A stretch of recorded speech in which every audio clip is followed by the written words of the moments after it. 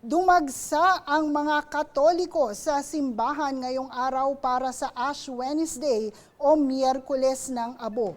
Ito ang simula ng panahon ng Kwaresma.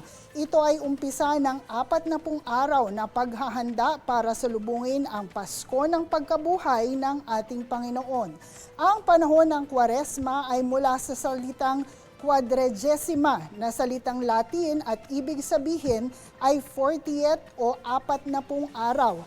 Ang Miyerkules ng Abo ay nagpapaalala sa ating mga Katoliko na tayo ay nagmula sa alabok at sa alabok din babalik. Umpisa na ang panahon upang suriin ang sarili, magnilay, magsisi at mas palalimin pa ang ating pananampalataya.